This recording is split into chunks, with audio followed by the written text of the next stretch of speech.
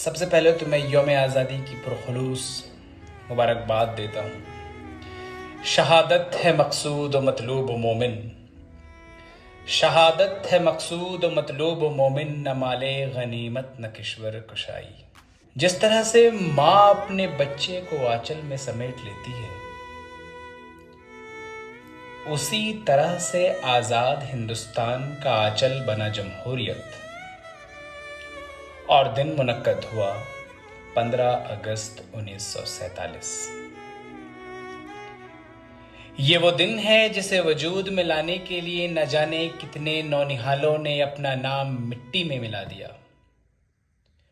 وطن کا ذرہ ذرہ اس مرد مجاہد پہ ناز کرتا ہے، اسے سلام کرتا ہے، اور میں ایک ادنا سا طالب علم کے حیثیت سے ان تمام متوالوں کو، دیوانوں کو خراج عقیدت پیش کرتا ہوں۔ آزادی اس وقت تک بے لگام ہوتی ہے جب تک اسے ایک صحیح سمت نہ دیا جائے۔ جس طرح سے ایک پرندہ آزاد آسمانوں میں اڑتا تو ہے، مگر اسے اس بات کا خیال ہوتا ہے کہ اندھیرے کے چھا جانے کے بعد اسے گھر واپس لوٹنا ہے، اسی ذمہ داری اور اسی آزادی کے احساس کو مکمل ہمارا دیش کا آئین کرتا ہے، ہمارا دیش کا کانسٹیٹیوشن کرتا ہے۔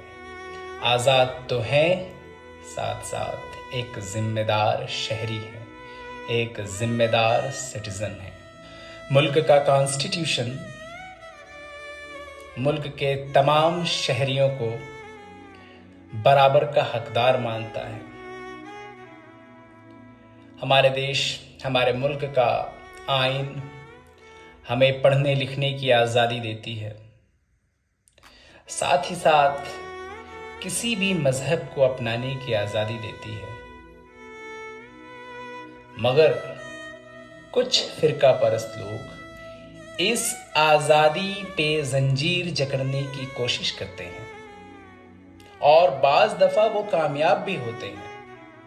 اس کا وجہ صرف یہ ہے کہ ہم کبھی ہندو، کبھی مسلم، کبھی سکھ تو کبھی عیسائی بن کر ایک دوسرے کے خون کے پیاسے ہو جاتے ہیں۔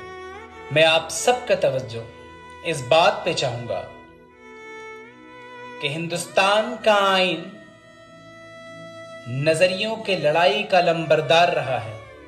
فیصلہ آپ کو کرنا ہے کہ آپ کو اس لڑائی کا حصہ کب بننا ہے، کیسے بننا ہے۔ اپنے ملک سے محبت کے خاطر، اپنے ملک سے وحدت کے خاطر آپ کو اس دیش کا سنویدھان پڑھنا ہوگا، اس دیش کا کانسٹیٹیوشن سمجھنا ہوگا، کیونکہ نظریے کے لڑائی میں یہ کانسٹیٹیوشن ہمارے لیے ڈھال کا کام کرے گی۔ نہ کسی ہم سفر، نہ کسی ہم نشی سے نکلے گا، ہمارے پاؤں کا کاٹا خود ہم ہی سے نکلے گا۔ وطن کی ریت پر مجھے ایڑیاں رگڑنے دو، مجھے یقین ہے پانی یہیں سے نکلے گا۔